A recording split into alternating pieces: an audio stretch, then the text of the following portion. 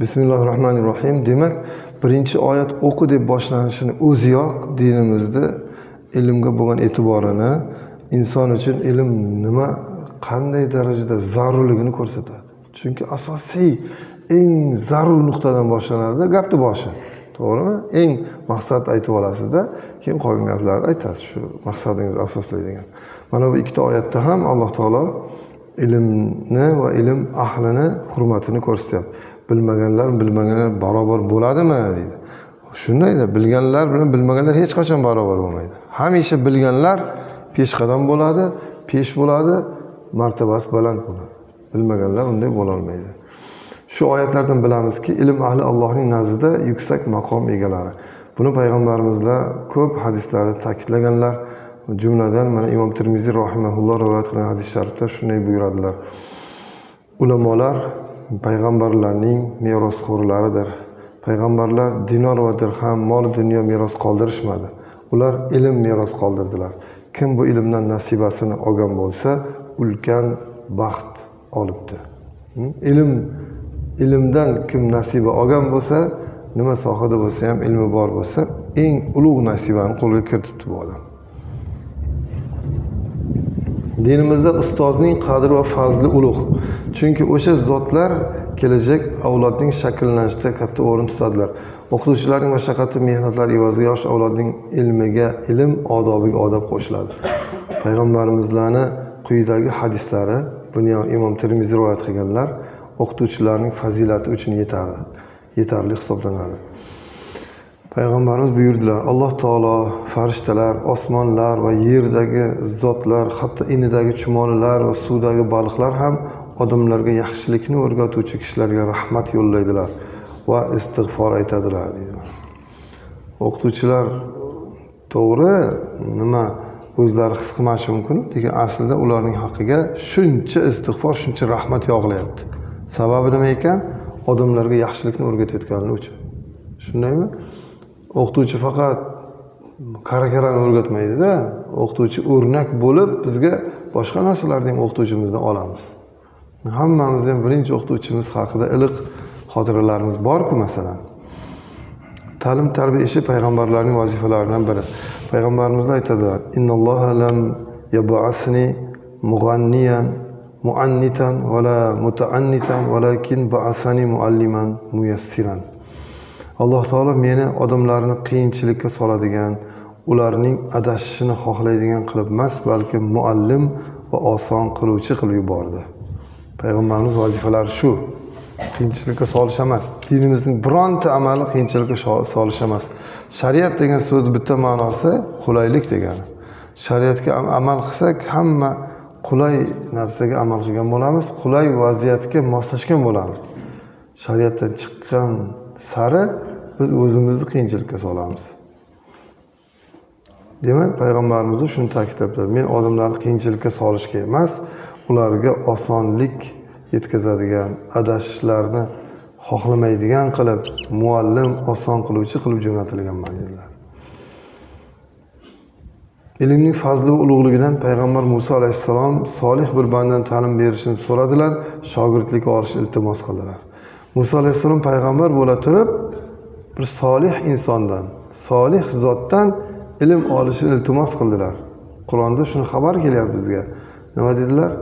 Bas Musa bandalarimizdan bir bandani topdilar. Ya'ni Xizr alayhissalomdan. Biz unga o'z dargohimizdan rahmat ato etgan va o'z huzurimizdan ilm bergan edik.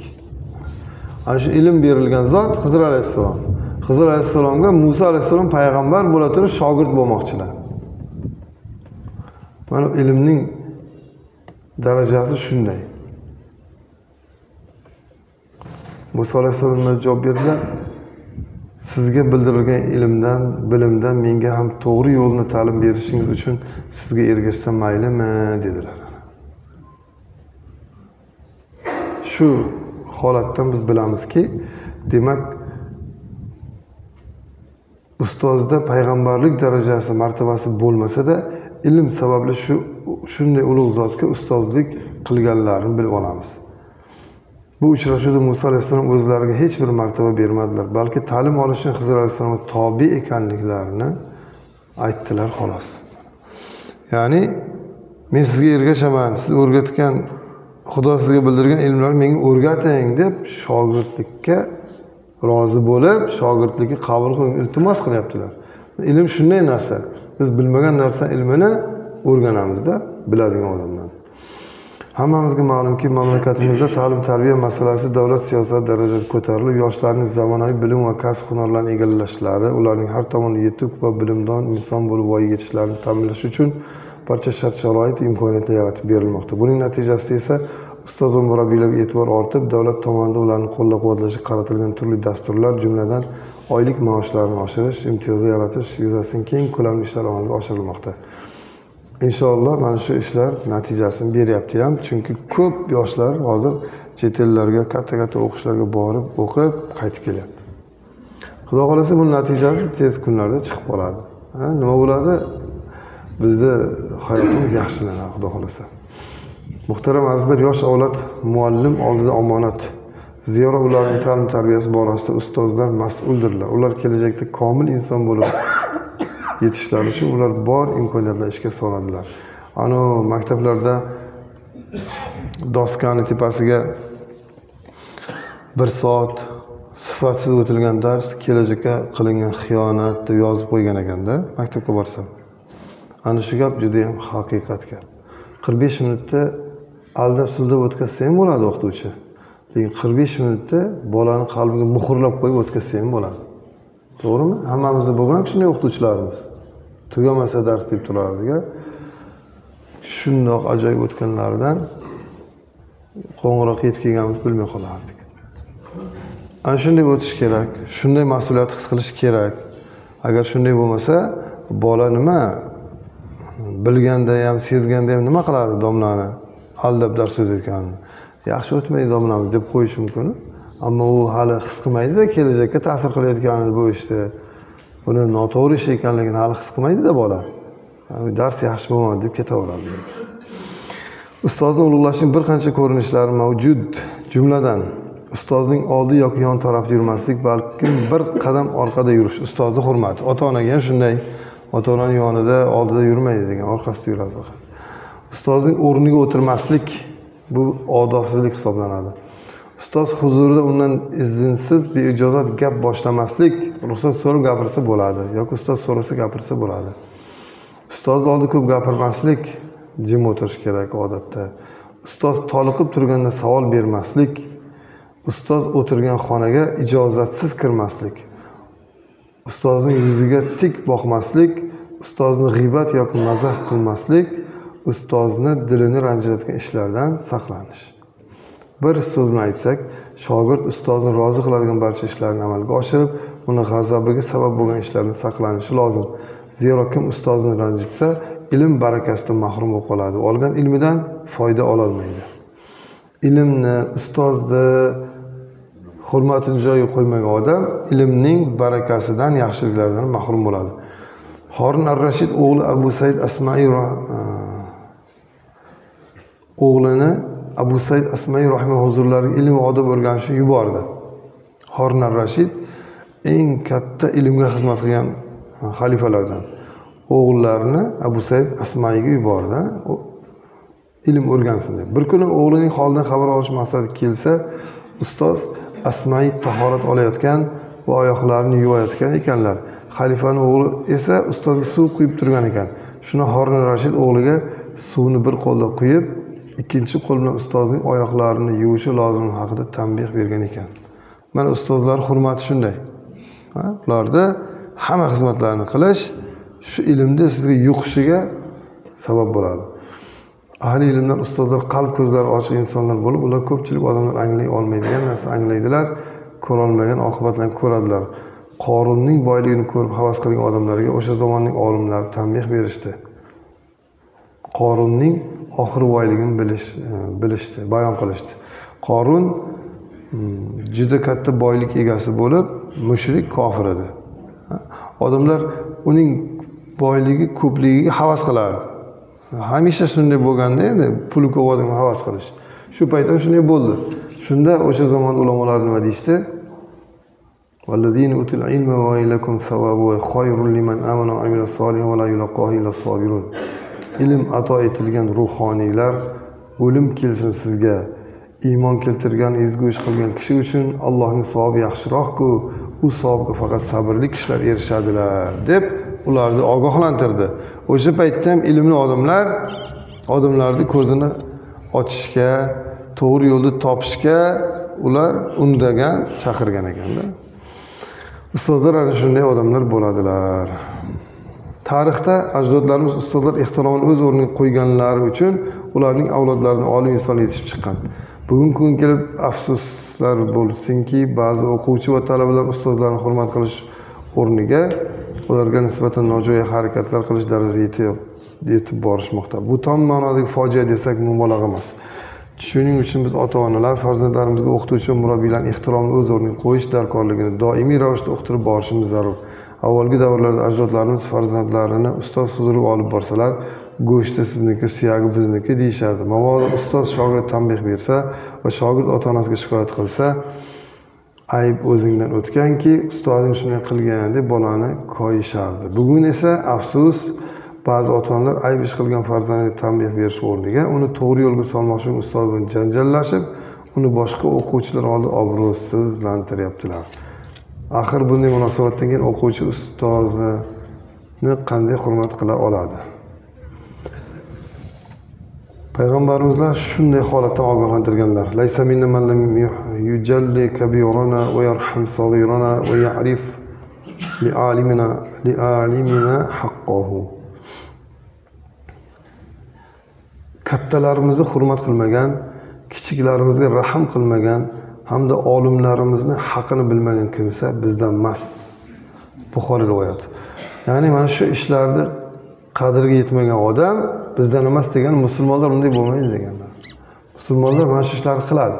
Kattalarni hurmat qiladi. O'zidan nimasi katta bo'lsa ham, martabasi katta bo'lsa ham, ilmi katta bo'lsa ham, yoshi katta bo'lsa ham hurmat qilamiz. Xo'p, martabasi bilan ilmni tushunamiz. Fazilat ko'p uchun. Yoshi kattani nega hurmat qilamiz? Hech narsa fazilat yo'q bo'lsa ham deyishingiz mumkin. Biz yoshi kattalarni bizdan oldin Allohni tanigan deb hurmat qilamiz. Kichiklarda esa bizdan kamroq gunoh qilgan deb turib hurmat qilamiz. Martabasi bor odam desa bizdan martabasi ko'p, ilmi ko'p, amali ko'p deb hurmatini joyiga qo'yamiz. Biz hammaga hurmat bilan munosabatda bo'lamiz agar demak. Shunga ko'ra olim va murabbiylarni kamsitgan, mazax qilgan, ularga ovozini balandlatgan, ularga qo'l ko'targan kimsalar dunyo oxiratda xorlikka yuz tutadilar. Alloh taolo o'zi panoh bersin. Muhtaram azizlar, ma'lumki rivojlanishni istovchi davlatlar byudjetida ta'limga ajratilgan ulush eng katta va boshqa maqsadlardan ko'ra muhimroq hisoblanadi. Dar haqiqat yoshlar ta'lim tarbiyasiga e'tibor bu vatan kelajagiga e'tibor demakdir. Shuni ta'kidlash joizki, ilm va ma'rifat hamda ziyo tarqatuvchi ustoz va muallimlarga har qancha ehtimol e'tibor qilsak, kamlik qiladi. Alisher Navoiy hazratlari ta'kidlaganlar. Haq yo'linda kim senga bir harf o'qitmish ranj ila, aylamak bo'lmas adoning haqqin yuzganch ila. Sizga haqiqat yo'lida haqiqatdan iborat birorta harf o'qitgan bo'lsa, bir kishi ranj bilan, mehnat bilan, bu yerda bir harf deganda a degan a emas, bir harf deganda bir haqiqat degan. Bir ilmiy haqiqat, bir hayotiy haqiqat, bir ibodatimizdagi haqiqat, hayotimizdagi haqiqat, har qanday haqiqat bo'lsin, bitta haqiqatni bizga o'rgatgan zot bizga ustoz bo'lib qoladi. Endi shuni haqini berishimiz kerak ekan. Bizga xizmatlar o'tdi desa, 100 ganj deyapti. 100 ta xazinani bersak ham ado bo'lmaydi deyapti. Ilm shunaqa narsaki, shunday qadrliki, uni dunyo bilan, oltinning ko'pi bilan o'lchab bo'lmaydi demoqchilar. Navoiy hazratlarining ushbu so'zlarida hech qanday mubolag'a yo'q. Darhaqiqat ustozlarimiz haqlari beqiyos. Ular ma'naviyat bog'ining bog'bonlari. Biz ularni qancha ulug'lasak, e'zozlasak ham kam bo'ladi.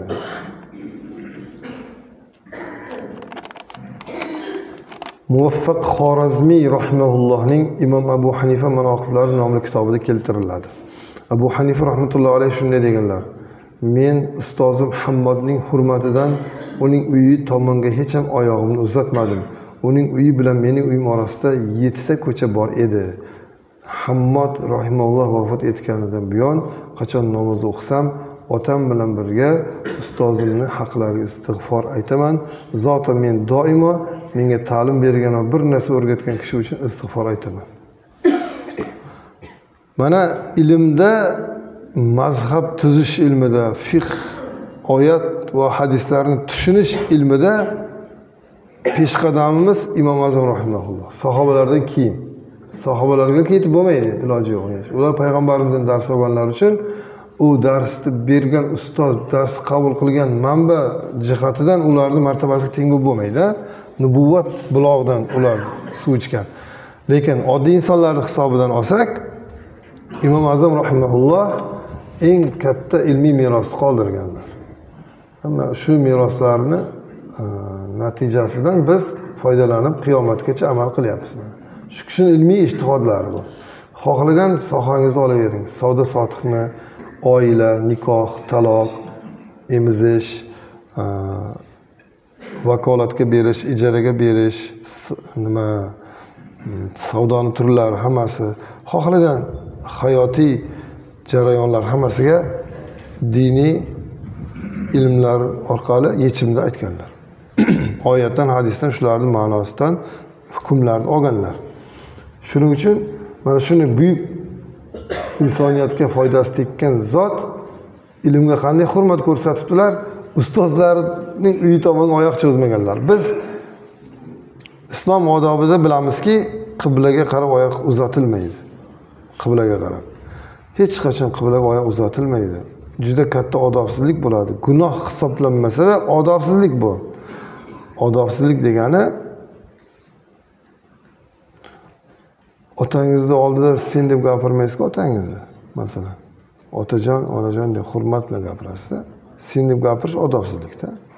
Shunga o'xshagan narsa.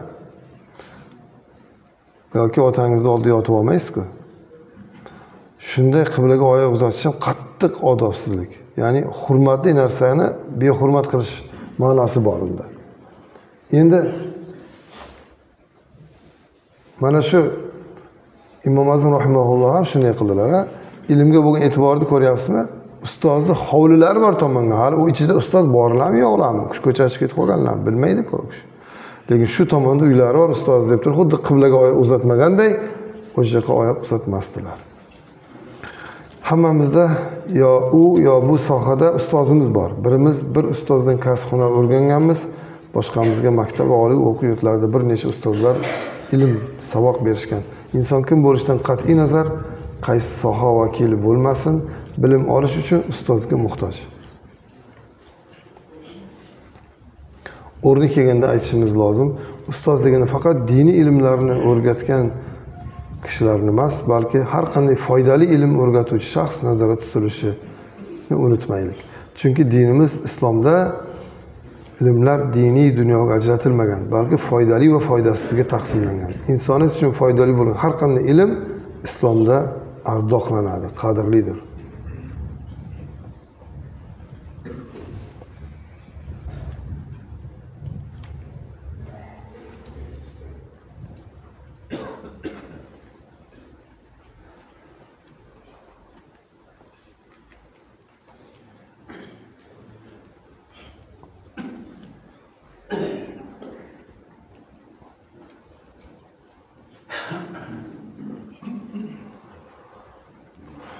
Ulug' muhaddis Hofiz Shayx Aydarus ibn Umar Hazramiy aytadilar. Mashoyixlarimiz aytishgan, kimga Alloh taolo ustozlardan ta'lim olish ne'matini nasib etsa, unga ularni doimiy yodda tutish, ularning fazilatlarini, foydalarini ommaga yetkazish, haqlariga duo qilish, Allohdan ular uchun rozilik so'rash kabi ishlar bilan shukr bajo keltirish lozim bo'ladi. Bu shogird zimmasidagi eng muhim vazifalardandir. Zero ustoz unga otasi bergandan ko'ra afzalroq bo'lgan abadiy saodatga yetkazuvchi narsani taqdim etgan. Binobarin ustozning hurmati otaning hurmati kabi. Shu bois har bir talabadan ustozini, unga taalluqli barcha narsalarni ehtirom qilishi, ulug'lashi va unga nisbatan ulamolarimiz bayon qilgan odoblar bilan munosabatda bo'lish talab qilinadi. ilmni hurmat qilgan, ustozlarni hurmat qilgan odam kam bo'lmaydi. Albatta o'rgangan ilmidan, o'rgangan bilimidan shu hayotida foydalanadi. Agar hurmatini joyiga qo'ymasa, olamning ilmini o'rganib qalbiga joylashtirib olmaydimi? Yashasa foyda bermaydi. Lekin ozgina ilm o'rgangan bo'lsa-da, o'sha ilmini hurmatini qilgan bo'lsa, ustozlarning hurmatini joyiga qo'yib, duolarni olgan bo'lsa, u o'sha ilmi bilan insonlarga katta xizmat qilib boradi. Shu ozgina ilmi bilan. Mana sizga bitta oddiy dalilni aytaman. Fozil qori aka ham eshitgan. Xalqimizga katta xizmat qilib ketdilar. Diniy qo'mitamiz raislari bo'ldilar. Muftiy hazratda zam bo'ldilar. Ko'p yillar masjid imomlik qildilar. Shu kishi aytadilar bir kuni, buni hozir Abdulaziz Mansur shayx hazratlari aytayaptilar.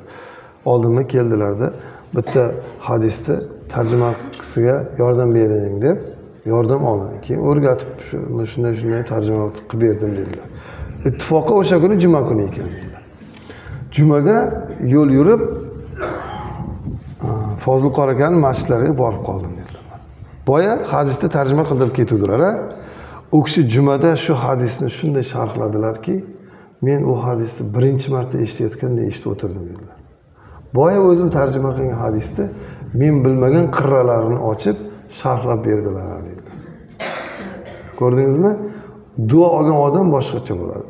Duo olgan odam ustozlaridan, otasidan, onasidan, xalqdan duo olgan odam ana shunday fazilatli bo'ladi.